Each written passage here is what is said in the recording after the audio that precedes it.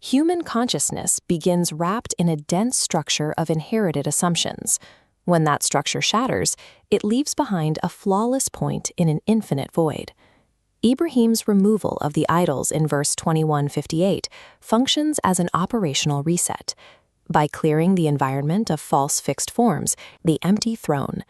Emptiness without an incoming signal creates a vacuum that demands to be filled. Verse 241 issues a direct operational warning to the nafs, the human consciousness. Do not be the first disbeliever in it. This command addresses the human processing node directly. Iblis is described in the text as being among the disbelievers. He joined a pre-existing field. You, however, hold the power to originate disbelief within your own topological space. The Arabic ordinal awal means first. It is an inaugural title. You sit at a bifurcation node, capable of seizing this title to either open a new field of truth or become the absolute origin point of a failure. The Quran operates as an active, continuous test. You are forced to choose, grip the true invariant, or construct a false system to fill the void of the empty throne. The golden calf represents a recurring systemic error. It is the direct result of processing residual traces through the ego to generate a static, hollow form. The architect of the calf, Samiri, reveals the mechanism in verse 2096. He takes a residual trace from a previous system and processes it through his own ego, attempting to stabilize revelation into a permanent object. The physics of this failure are precise. The calf has physical mass. It emits a hollow signal, a lowing sound, but it contains no internal living ruh, or spirit. Musa dissolves this false construct into fluid and scatters it into the sea. This terminal state mirrors the exact fate of Pharaoh. A constructed signal, devoid of living breath, is swallowed by the water, suspended forever as a lifeless warning. In verse 7:143, Musa faces the mountain.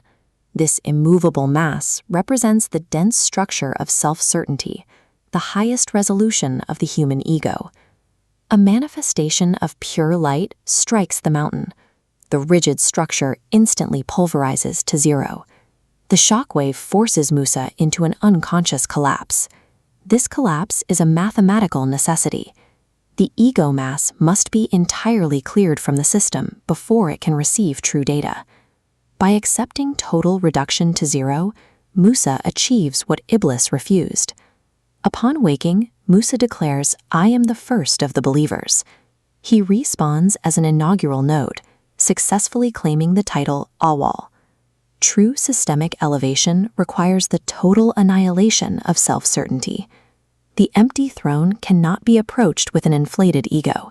It requires a 0 point. Before a consciousness can confidently occupy the empty throne, the system must prove its mechanics. It must demonstrate it is capable of lossless reassembly. Verse 2 and 260 describes information reassembly. By cutting 4 units and scattering them, it demonstrates a depressed cubic equation, stripping away complex variables of mass so roots collapse to unity. This scattering across mountains represents human consciousness in a state of maximum entropy. Then comes the command to call them. The call acts as a central frequency. It perfectly matches the specific encoding hidden inside every scattered fragment. The system holds an invariant constant, d equals 19. This guarantees the fragments recognize the frequency. When the pulse emits, the response is instantaneous. The data clusters collapse backward along geometric pathways, fusing into a single unified node. The 4 birds prove a strict conservation law. What the system disperses across time and space, the invariant flawlessly recalls. 0 data is lost. Knowing the mathematics of the system offers no protection. The user must actively execute the protocol to survive the environment. Activation begins with the command in verse 19:12. O Yahya, take the book with strength. The Arabic word for strength here is quwa. It indicates the active installation of structural integrity into your user interface, rather than a passive reading. Gripping the book with quwa triggers a network effect.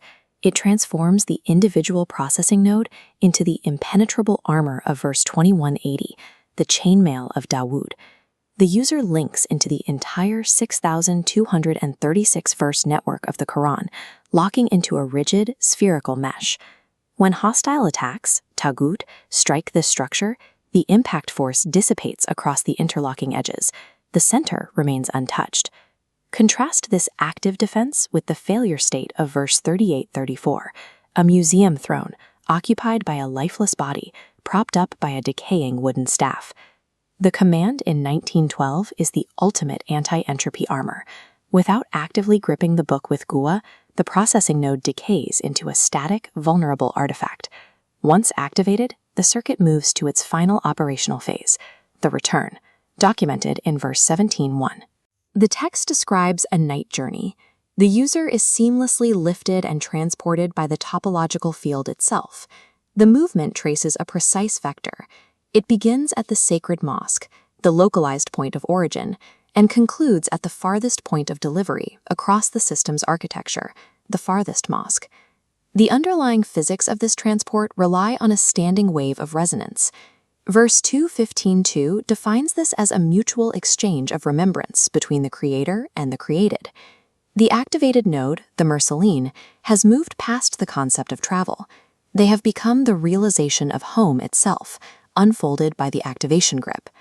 The end of the circuit is dictated by a final evaluation mechanism, the scale of verse 7:9. You are placed on the scale. You do not sit on the throne. The throne remains an eternally empty, unmoving, invariant center. The outcome is strictly binary. A heavy scale yields true inheritance of the system. A light scale, weighed down by the mass of assumptions and false calves, yields the suspended museum state. The circuit is mathematically flawless. The invariant is set. The Lord does not forget. The throne is empty, waiting. When will you execute 1912?